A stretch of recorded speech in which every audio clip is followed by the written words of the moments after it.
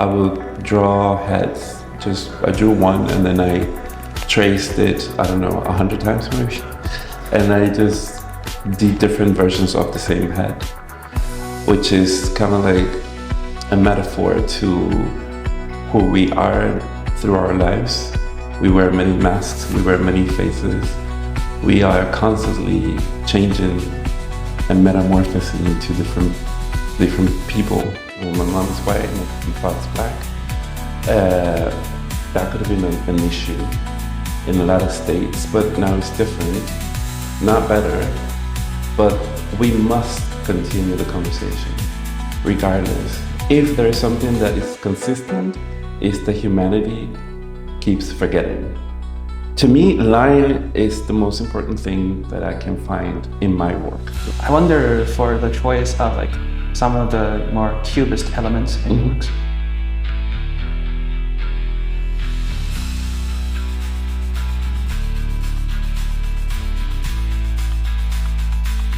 What about the choice of including symbols, and do you think they are effective?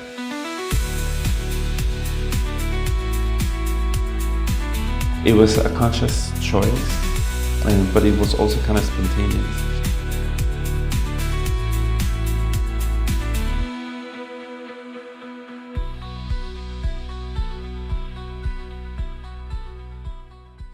Hello everyone, my name is Leandro Comrie and I'm a painter here based in Jersey City, and we are in Gothenburg Arts and viewing my exhibition Things I Remember.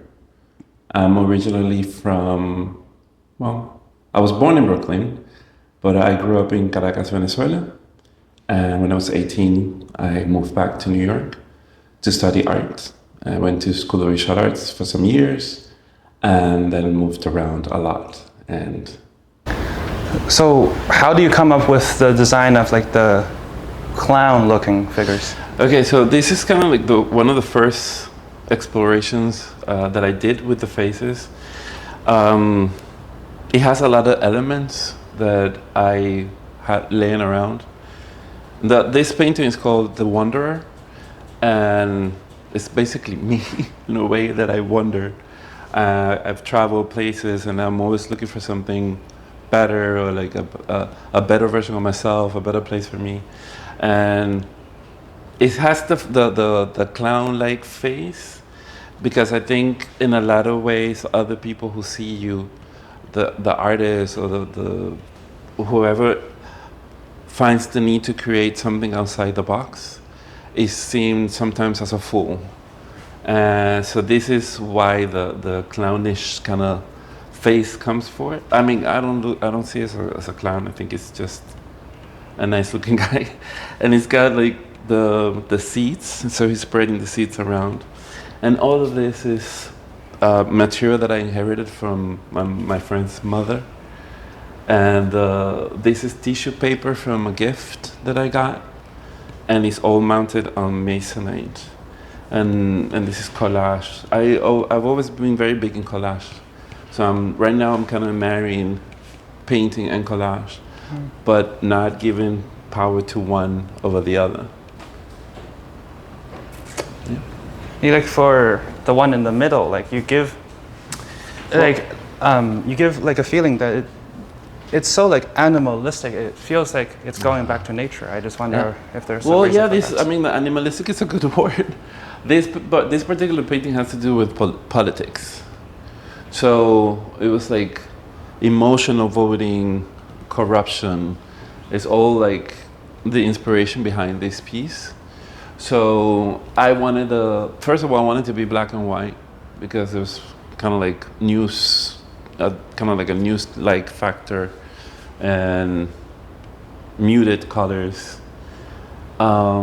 And actually, these are like photocopies of the original pieces. So it's not really original. And it's all, a plan. They're like constructed with different drawings that I had from the past. And it's just, growing up in Latin America, in Venezuela, politics is part of life. You're born and that's it. You're like, okay, here, this is your dose of politics, because it's always volatile. So this is kind of like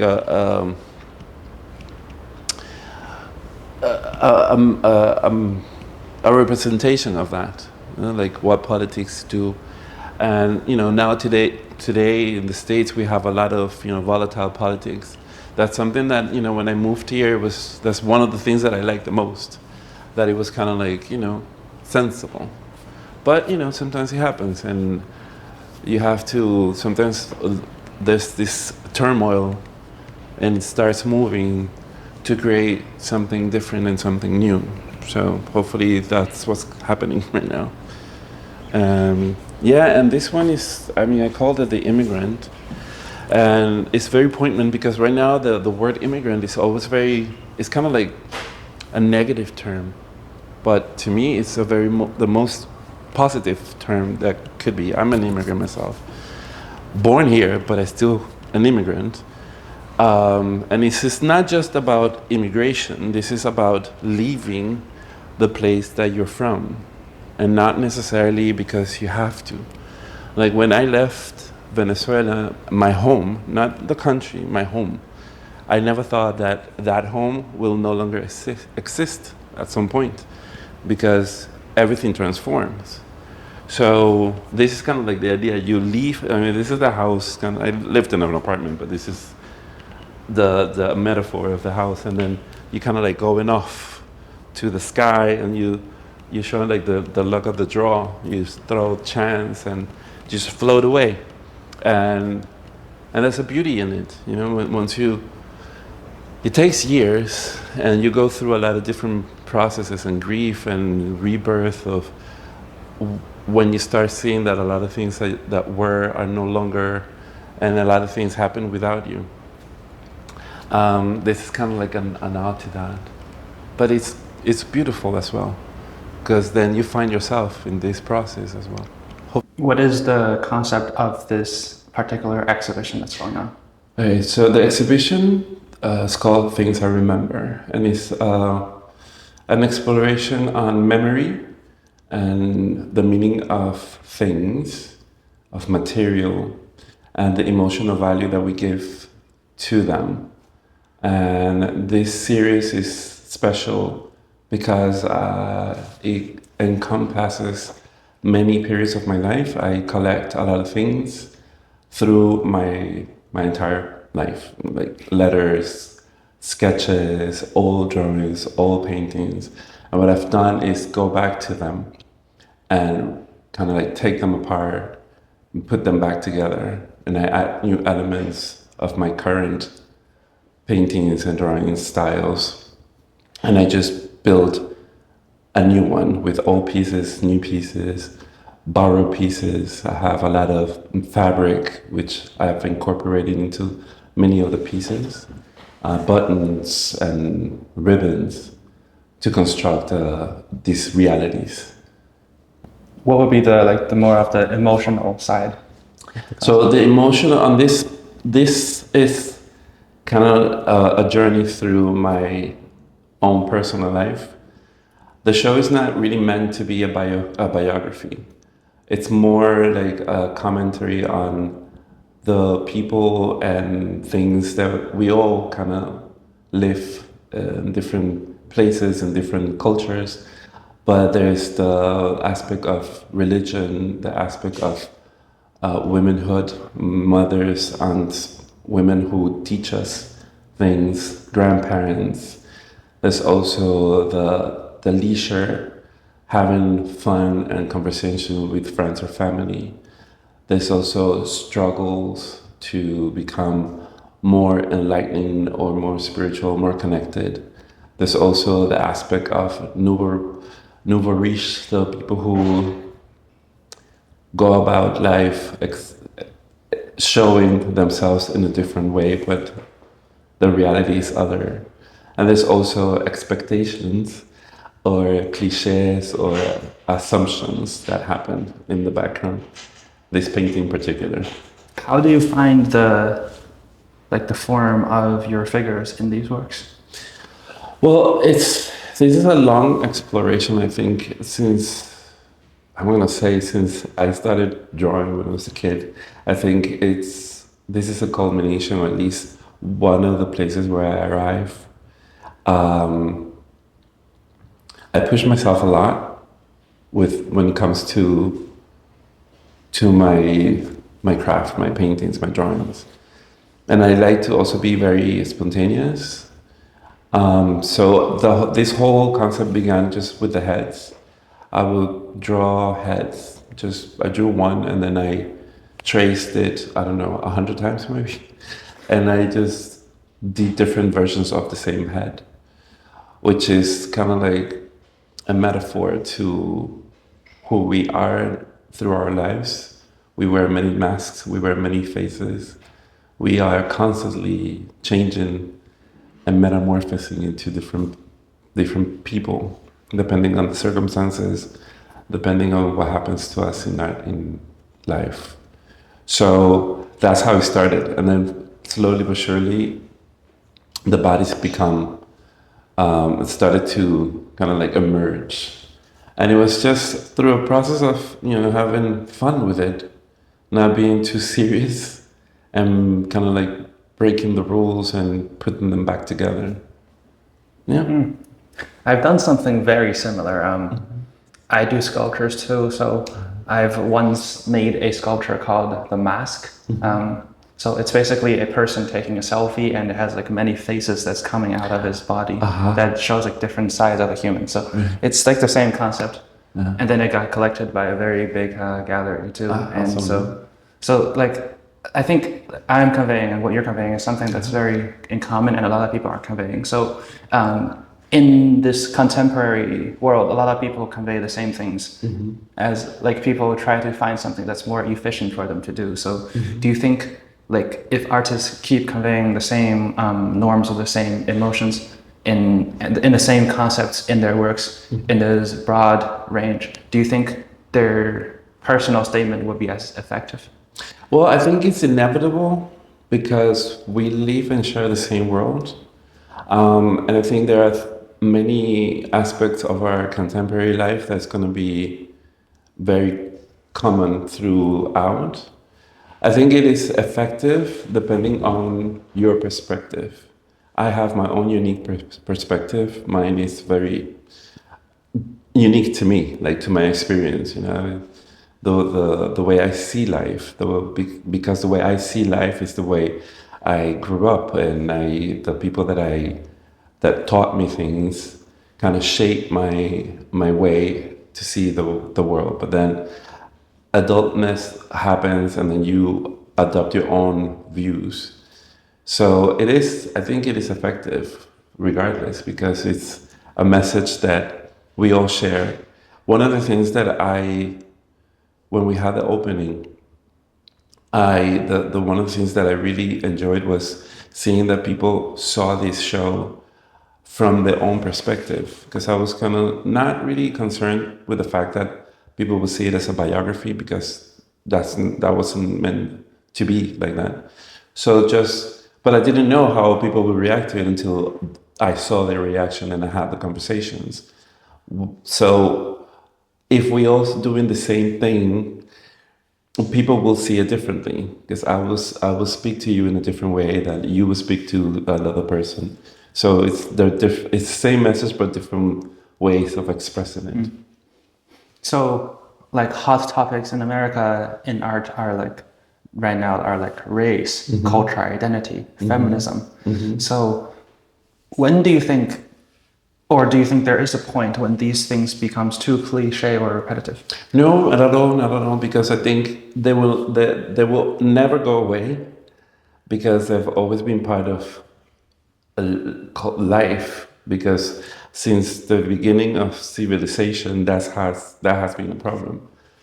I think the more we talk about it, the better it is, because if we see history from, I don't know, 10 years, in my own lifetime, lifetime span, I've seen change.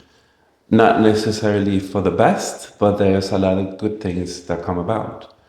There's a lot of changes, like within my own world, that I can consider, I could consider being lucky to be able to be free in certain ways. It's like as a biracial man, for example, in the States, my mom is white, my father's black. that could have been an issue in a lot of states, but now it's different, not better, but we must continue the conversation regardless, especially in this time in the world, as things are very strange. I'm just going to call them strange. So we need to talk about it. The conversation cannot end, because if there is something that is consistent, is that humanity keeps forgetting. And that's why we need to keep sending the messages. Can you talk about how your Venezuelan culture influenced your work? Always. I mean, I'm half Venezuelan, half Panamanian. So I grew up in Caracas mostly. As kids, we used to go to Panama, but it wasn't until I was an adult that I started going to Panama more frequently.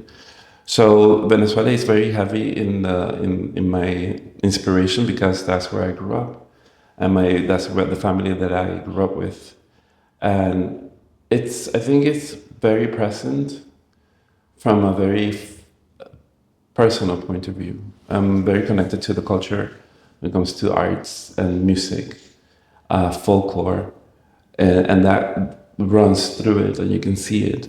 Especially with this show. This show is very much focused on my experiences in Venezuela growing up. So, but I would say that I'm also tapping into my Panamanian culture, because in other pieces I have artists. I mean, we also have to be a little bit egocentric my sometimes. dad used to teach us how to do this like fabric balls that they use in the polleras, and I always remember that. So there's also that connection, and I feel I'm very fortunate, because I am not just from one place, and I've been learning to connect to all those different levels of those different places that constitute who I am. What about in terms of color? Colors, colors is my thing. I think color for me, well, I had a period when I did recently I did a series of black and white drawings, and I love them. But color for me is it's very important. I don't know if it comes from being Latino, and because I wasn't really, I don't know, I didn't grow up like in a colorful house. Our house was beige, we didn't have like bright blues or anything like that. But exuberance, I think nature more than culture. That's where I get the color from, and because I do love nature, and the nature that I exposed to, for example, in Venezuela was great. Puerto Rico, I lived in Puerto Rico for some years. The ocean, the blues, Panama, the greens are amazing. So I think that's where the colors come from, and I use their power to build these realities. But you also incorporate this black and white thing that creates a sense almost like charcoal. Yes, I love charcoal as well. I think one of the main things in this collection, or in my practice right now, is that I'm marrying different types of ways of painting, and I marry drawing and painting and collage in the same space, because I find power in all of them. Using to me, line is the most important thing that I can find in my work. Like, because I love my line, I've worked very hard on it, and when I've taught kids, I always tell them that we all have a line, and that line is very special, and it's almost like penmanship. We have that it's our signature. So like a lot of the times when I do the charcoal-like strokes, it's kind of like celebrating that line that is cost. I mean, I'm 52 now, so it's been trying. I'm gonna say 50 years, like working on that line. So that's where it comes from. I can see like how if people say you're like Picasso, I can see some of the correlations. I wonder for the choice of like some of the more cubist elements in your works. I mean, I do have a lot of influences. I mean, I think we all do. I admire a lot of people's work, but at the end, I've pushed through to break that barrier between being compared to or seeing the influence of. I don't. When I'm painting, I have a conversation with myself and the paint. I don't think about, oh, I'm gonna do this style, that style. I just go with what I have in front of me. I like to. I think it was Shayla Hicks who said that when she paints, she creates. She's just having a conversation, and that resonates a lot with me because when I'm drawing or painting or collaging, I do have conversations, and I think about a lot of things while I'm constructing these pieces, and then that element carries on, and hopefully, a lot of people have other conversations that kind of like conversations waiting to to happen. So to say that I have a particular influence, it's no, because I think it's very broad. Like I like Marisol Escobar, for example. She was from Venezuela, and I love her work. And a lot of Venezuelan artists I like. I like Isabel de Valdía, for example, from Panama. She's one of my favorites. So I think it's a whole world of inspiration that I have behind me or around me. But ultimately, I am the one who's creating this. What about the choice of including symbols, and do you think they are effective? Those I've always been shy about. I do like using them a lot because I mean, I like writing. I write for myself, poetry, journals. I work as an interpreter. I translate. So language is part of my everyday life. So I shy away from putting it in paintings because sometimes they're too heavy, and it's just a word that doesn't go away and stays there. So, but in these cases, they have the numbers and I have the letters here. It was a conscious choice, but it was also kind of spontaneous. This was kind of like a joke when I was doing this painting because it's called Yo no juego basquetbol, which is I don't play basketball. Because as a tall man, a tall teenager, that was always the assumption, like, oh, you play basketball, you play basketball, you get that other. I'm sure because she was tall. And I'm like, I do not play basketball. Because it was just like so intense. It's like I couldn't walk by a basketball court without being like, yo, come here, let's play. So I was sitting in my studio, that was like maybe 2 years ago, a year and a half ago. And I was kind of like playing around with the idea because I wanted to be a model. But then I was like, I didn't have a model career. So it was kind of a funny thing to think about that particular time in my life. I was 14, 15, that where in my head I said, oh, I want to be a model. But everybody thought I should be a basketball player. But neither of them became a reality because that's not who I was. And who I became and was the artist, the painter, the collager. And I also became an interpreter because I actually taught myself English through my books and music. So this is kind of like a nod to that. And it's like a funny thing that's why it's called I don't play basketball. And then purposely I did the title on the canvas. And then the background, I worked with Jonathan Parker. He's from Panama, the French shop in Panama City, and we scanned my first year notebook. So that's actually my handwriting when I was, I don't know, 7 years old. And then the other elements are from my sketchbooks from past years. So he made this conversation. I gave him carte blanche because he really understands the concept. So he came up with this design, and it's the hands, the feet, and then the letter. It says "La carne es para crecer," so it's like beef or meat is to grow. I think it was an economics, I don't know, high nutrition class. So the whole idea was like I grew up despite all these assumptions, and I brought myself to this spot right now. So the hands are creating and the feet that brought me here. And then you're juxtaposed by this assumption of other people and myself. And it's just, you know, a kind of like humorous painting of like what life and cliches and assumptions look like. I think humor is very important in our lives.